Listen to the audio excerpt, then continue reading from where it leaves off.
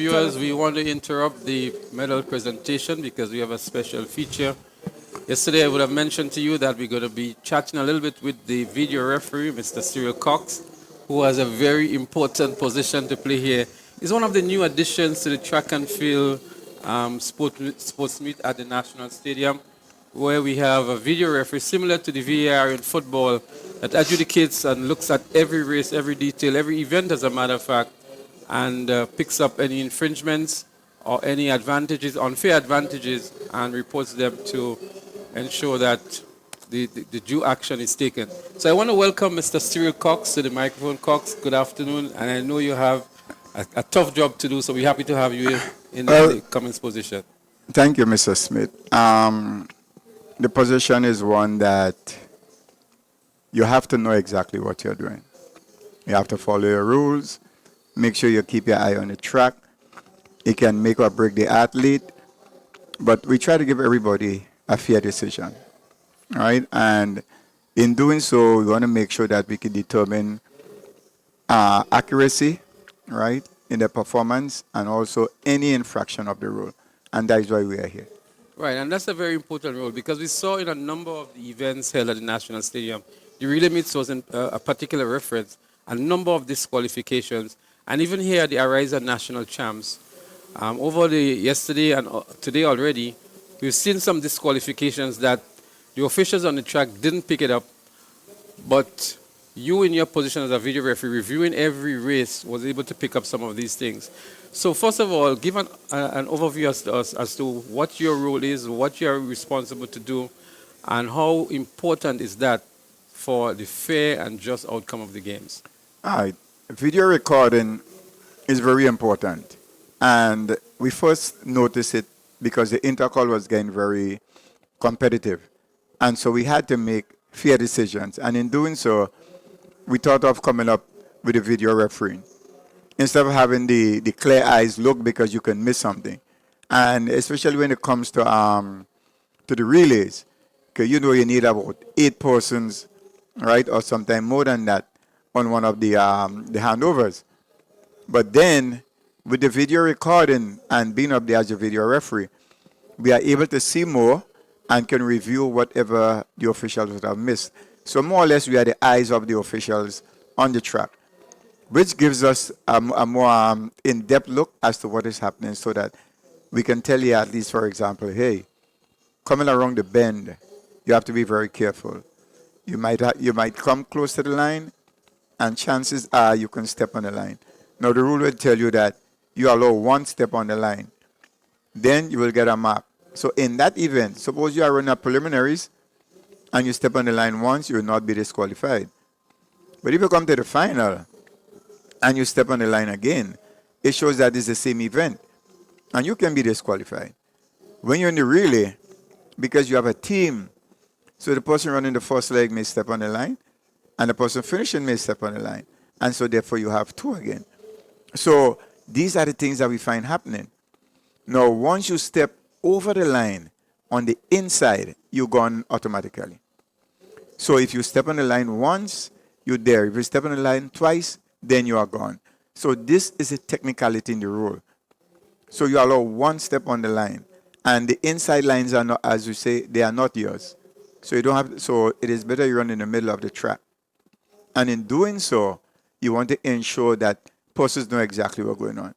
And so it will fall back to the coaches now to teach your athletes about the rules when you come to the stadium, because you're going to have age group championships, you're going to have other championships.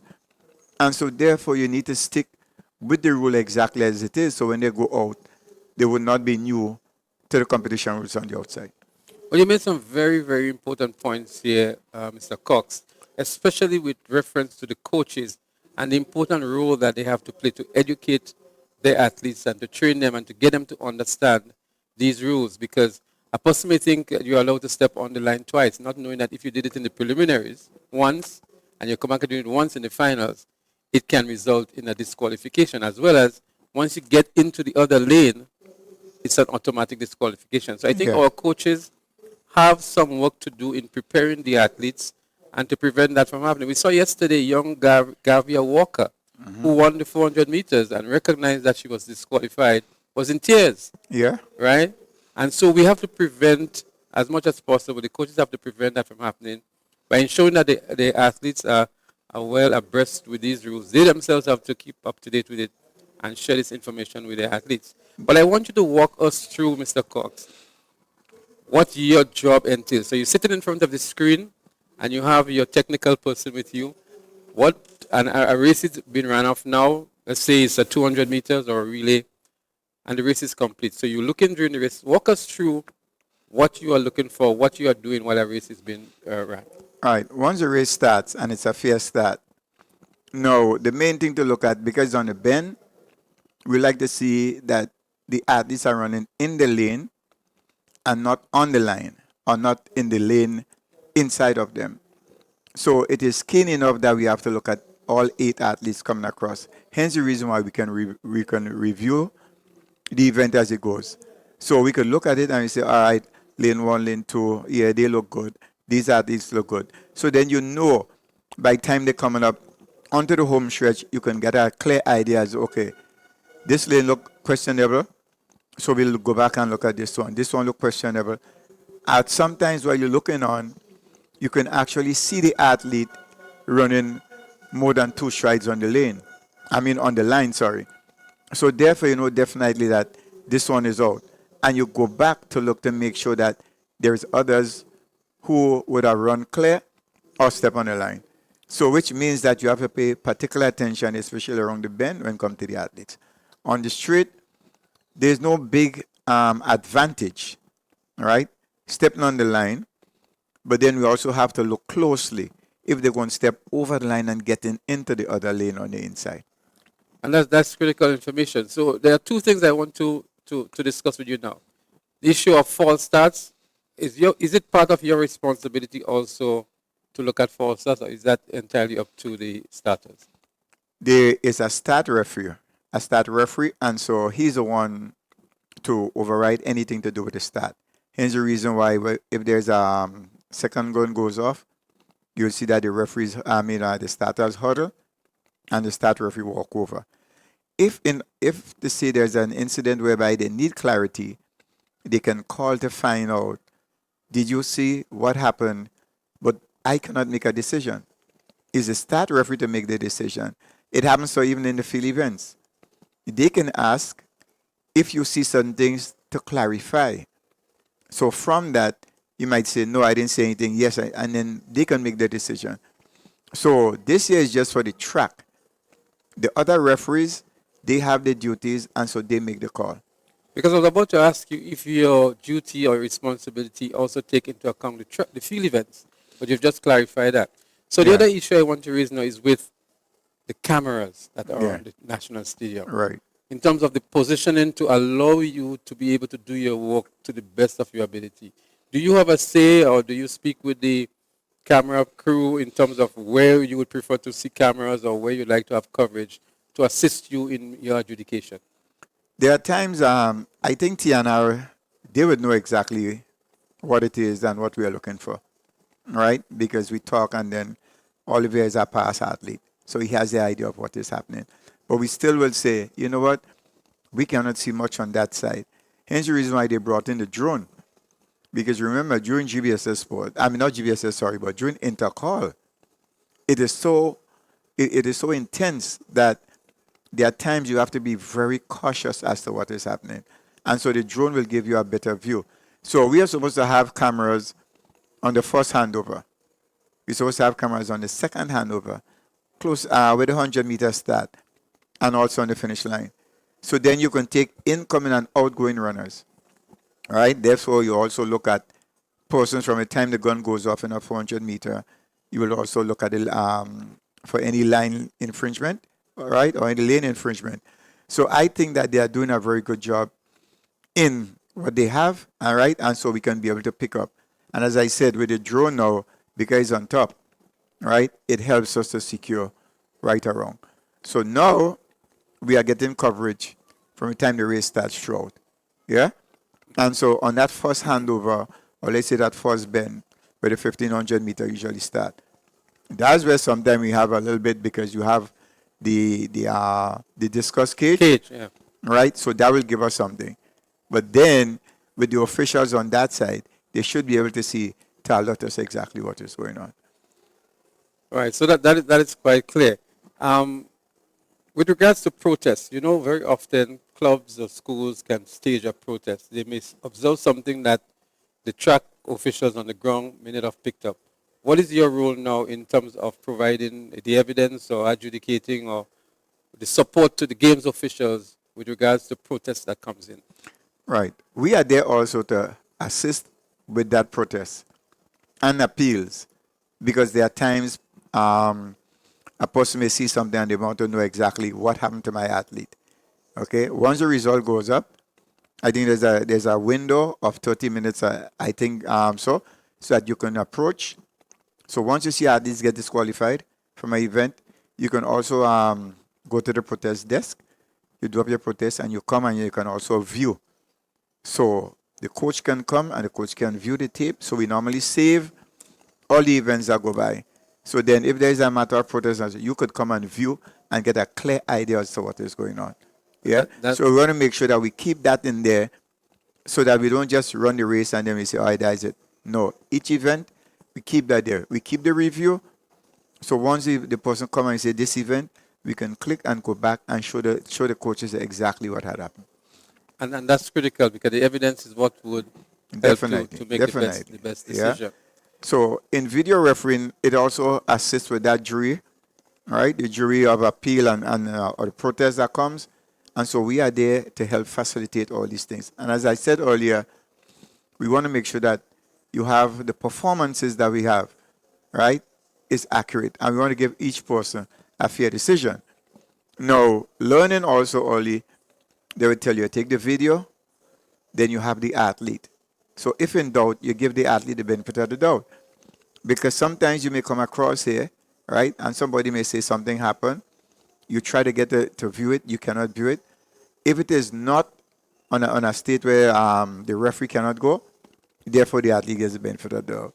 Now, the video referee is also assisting the track referee that they don't have to leave the track to always come to view the results and so. So which means that I'll be there looking to assist them so they'll make the call and we see exactly what's going on. Right, and that's my next question, the communication. So Yeah. you pick up an infringement Yeah. in a race. Who do you communicate with and how quickly are you required to communicate that information so that the athlete, the spectators, the official, the people viewing as well can be updated on those kinds of results and situations? Being in a track referee position, I can also make the call in seeing it. We also clarify with the track referee. They can also call and say, check this out for me because something is happening. And once I see, I can call. So I call them back to the photo finish, right? Because we have the radio connection. So I just go to the channel, call and say, lane 7 DQ, yeah? Because they're coming around the bend, they had more than 2 strides or, 5 strides on the line. So they say, okay. And then you will see the DQ flash. Okay? So in that way, it saves a lot with the track referee having to come and look and see what's going on. So my eyes out there assist the track referee in making sure that the games run a little faster. But you made a good point, Jay. So in addition to just communicating, you indicated that you gave the reasons Yeah. for the DQ. So you're Yeah. not just saying lane 7 has been DQ'd, but you give the reasons for the DQ. 3 steps on the line, moving into the next lane, whatever these reasons are. Because I think that is what is very, very important. Not just saying DQ, but the reasons for that as well. Yeah, because you see, we have an infringement form, right? And on this infringement form here, it says everything. So we would talk about the event number, right? Whether a heat or semifinal or a final, the time it happened, the number of the athlete, the date, yeah? And so you also have within the report what had happened here, and you have the infringement that take place. So once you follow that report form, you save that. So which means now they know exactly what happened. Yeah? So it is also to save a lot. You don't just do something by crazy and say, well, oh, you disqualify, you don't know why. We follow the rules and we can tell you what. And then at the back, you can also indicate on the track where it happened. So once this is saved and the event and everything, you know that, okay, this has been done, and you save your form. So the question I want to ask you, and it's a tricky question. Yeah.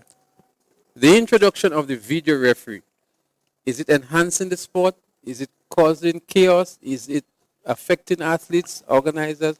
How do you view the introduction of the video referee within the sport? Similar question I could ask for about the VAR as well, because we Yeah. know there are a lot of controversies with the VAR, even in cricket, with the Yeah. third umpire. Sometimes with the technology available, some people still believe they come up with the wrong decision. So how do you view the introduction of the video referee in the whole scheme of things? Now, World Athletics will say that once there's an international meet, that you use a video recording. Yeah? And so it helps to enhance because you have to be open minded. Not because you are a fan and you want this person to win. But as I said, you want to make sure that we have fair decisions. Yeah? So with a video refereeing, you can actually see because you know the rules. You have the rules to guide you.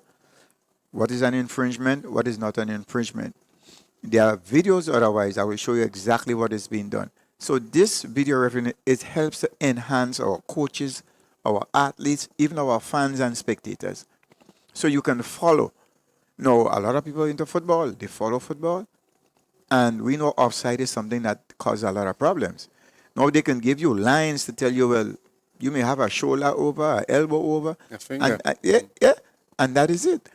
Now, the long jump also, it is key within the video recording because it's no longer about just the plasticine. So you can hit and the tip of your spike can be over the board. You didn't touch the plasticine, but there is a line that shows, hey, you are over. So this will help enhance our sport because it shows now for athletes, hey, if you do the correct thing, you move ahead nice and smoothly.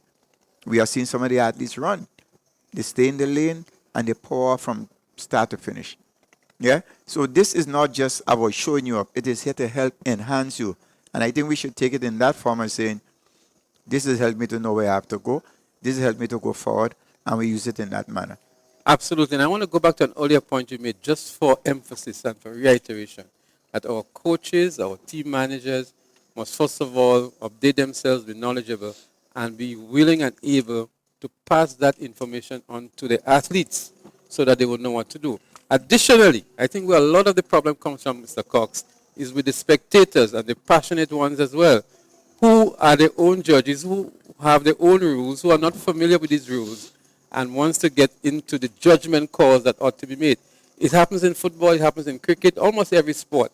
And we know track and field are very parochial and passionate supporters who sometimes are unaware of these rules and regulations and cause a lot of chaos and controversy and problems down in the stands and with the athletes as well.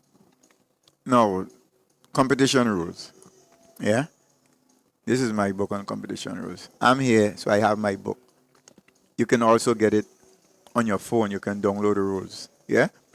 And sometimes it's based up is the fans don't coming to look at it. Let me learn the rules. Yeah?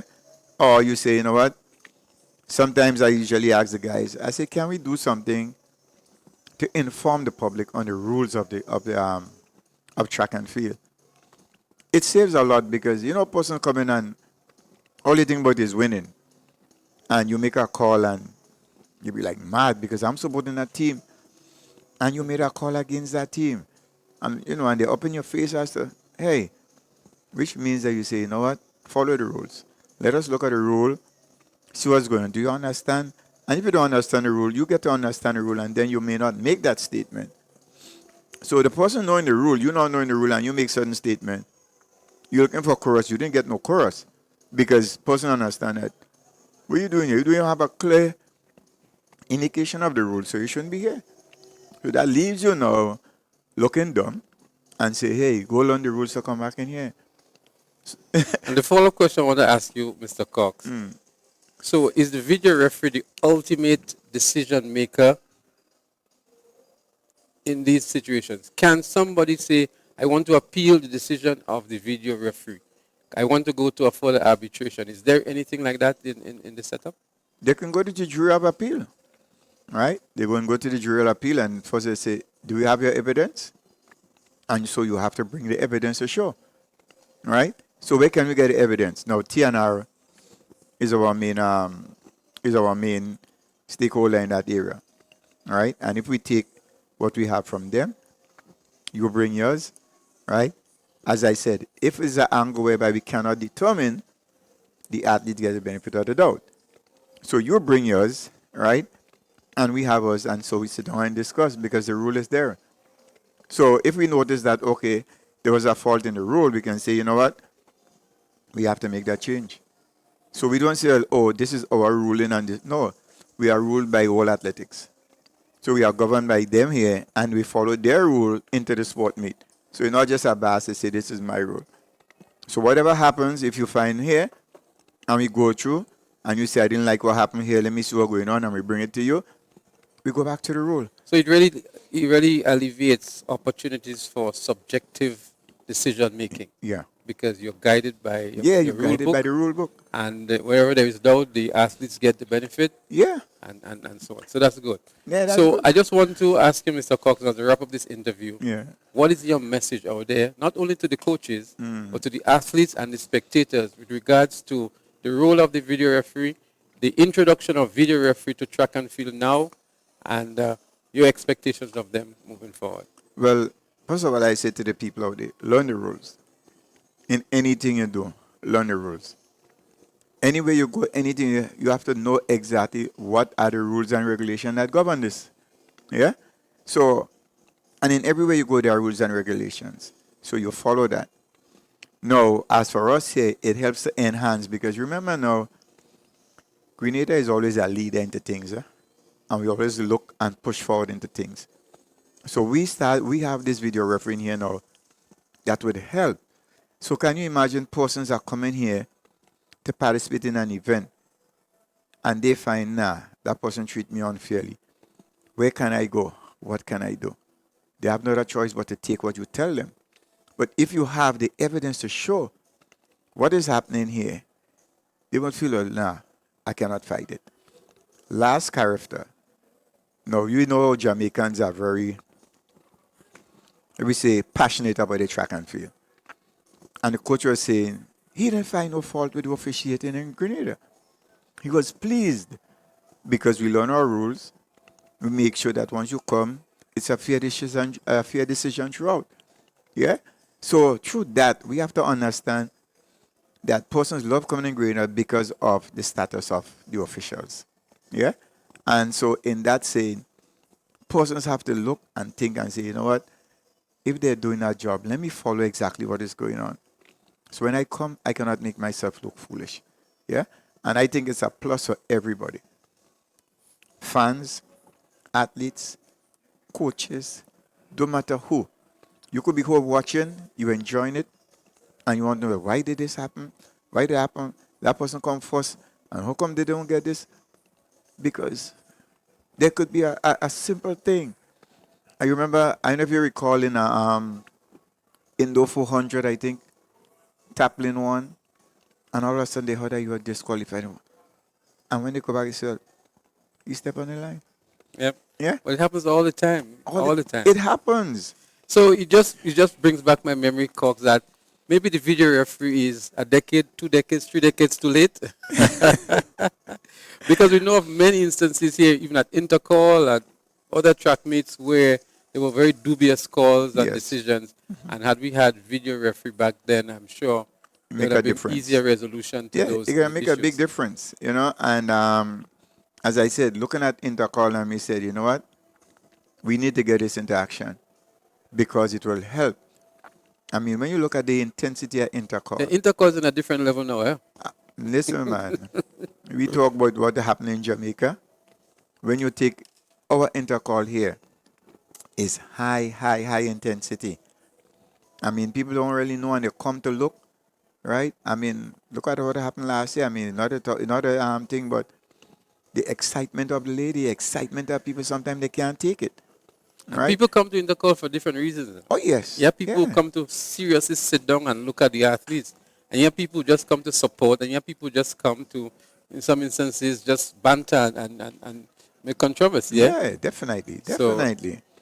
But with this here with us, it helps to guide us. It helps to give the officials confidence into what they will do. It helps the athlete to improve and move ahead because now you're looking at character standard and you say, you know what? If I follow the rule and I do what I have to do and I get the character, that is my thing. And you look at some of the top athletes that we have here and look how they perform. Even like the under nines and so, you look at these kids and look at how they perform. So we can see that transition into the people and you let them know exactly what's going on. Yeah. So this qualification is not about, just doing something. It's about trying to help you move forward. So don't take it as well we targeting you. Yes, we're going to target you, but we want to help you move forward, not thinking that what you do is correct.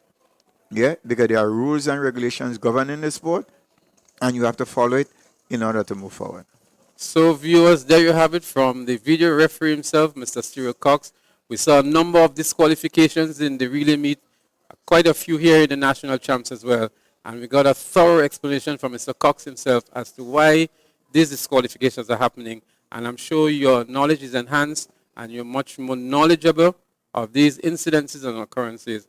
And we hope to hear much more reasonable discussions from you for those of you especially who are making all of the negative comments. And Mr. Cox has been here to clarify a lot of those issues. So the onus is on the coaches, team managers, and the athletes now to sharpen their craft, get the information, and apply it on the track so that Mr. Cox's work would be much easier. Your enjoyment of the games will be better as well. And in some cases where the emotions of the athletes come into play, as we saw yesterday with Young Walker, Yeah. we would avoid all those circumstances. Oh, yes, yes. So, Mr. Cox, thank you very much for coming and providing this information. It has been a truly informative session, and we wish you all the best in your very challenging work that you have. And I'm sure it's not you alone. You have your technical guy there who is assisting you with all the recordings and the replays, and you doing the viewing and you making the assessments and so on. So it's a complete team. And I saw also a number of other persons coming into the video referee booth to provide some assistance as well. So I'm sure that there is continuity and capacity development so that when Mr. Cox is not there, there can be others who can continue the work that you're doing. Yeah, and let me just say, thank you very much. And we have a lot of young officials here right now, and they are learning very fast. And in due time, they are the ones, making sure that things happen. Yeah, whether it's the track referees, you're seeing the field events, we know about the feelings. Yeah, so the technology is stepping up, and we have to be with it. Yeah, so I mean, we have had a lot of persons in here who officiated, right? You have people like Pangalang. You have a lot of people who would have officiated over the time, and you never even hear about them. You don't even have a clue who they are, right? I mean, I was just talking to somebody, and I say, the unique voice of Miss Sinak, being a track umpire, head of track umpire, you know, you have Cyril Woodruff as the track referee. The late Mr. D and all these guys and in those times were hand times. And they will tell you, listen, man, you look for the smoke. You have to have that eye-hand coordination to click. And then when the person get to the line, you use the torso. Yeah? So it's not just the foot. So all these things will help build. And so they would have provided that for us. And so we are there now to help provide to the young ones so they could move forward. So I think in the future we have a good crop of officials. Thank you so much, Mr. Cox, and we want to wish you well again as we get ready to resume with the track and field action here at the Kiriani James Athletic Stadium. So there, viewers, you heard it from Mr. Cyril Cox himself, and as soon as the track action resumes, we're going to bring it to you again.